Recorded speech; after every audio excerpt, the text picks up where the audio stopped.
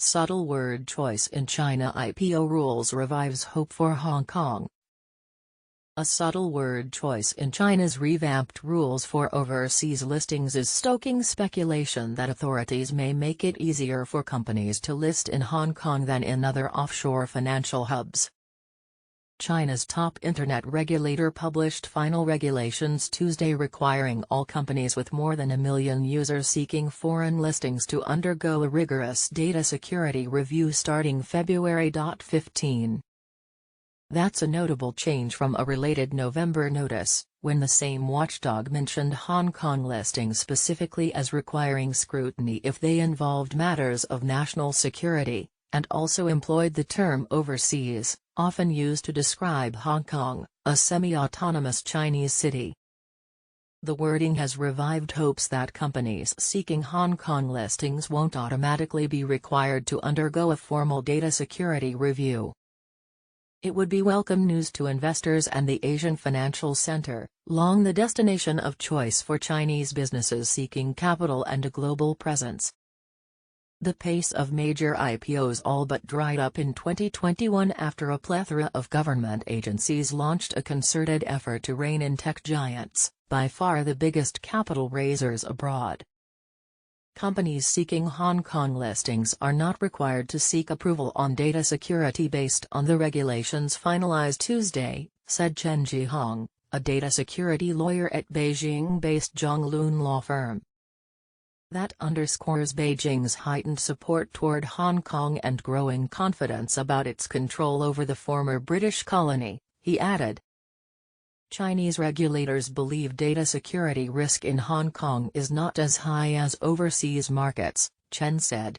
Chinese regulators believe data security risk in Hong Kong is not as high as overseas markets.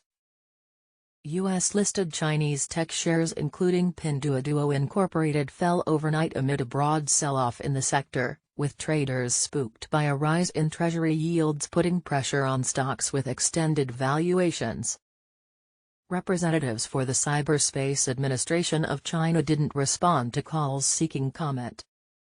An official at a separate agency handling inquiries for Tuesday's notice said the rules shouldn't encompass Hong Kong listings because the city isn't a foreign country.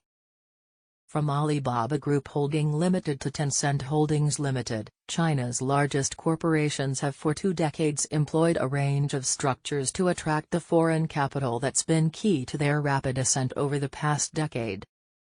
The rush to list abroad in turn generated billions of dollars for not just technology firms but also their Wall Street backers. Then Beijing tightened the spigot in 2021. As part of efforts to exert greater control over the troves of data that underpin their growing influence, the CAC in July proposed legislation requiring companies to undergo data security vetting before going public, days after DiDi Global Incorporated proceeded with an IPO despite its objections. Neither Tuesday's finalized regulations nor the original draft specify a requirement for Hong Kong listings. At the same time, the American securities watchdog has threatened to toss Chinese companies off bourses unless they comply with U.S. auditing requirements, encouraging more IPO candidates to seek floats closer to home. Regardless of the CAC's position, dealmakers now have to grapple with uncertainty on several fronts, and Hong Kong listees must still jump through a number of regulatory hoops. Shares in bourse operator Hong Kong Exchanges and Clearing Limited slid 1.1% on Tuesday. Just last month, separate agencies unveiled sweeping regulations governing overseas share sales by the country's firms, including requiring companies in a swath of industries to seek official waivers before floating overseas. And the securities watchdog now has the power to veto any share sale abroad it deems a threat to national security. Also in question is the variable interest entity model, which employs overseas registered entities to bypass restrictions on foreign investment.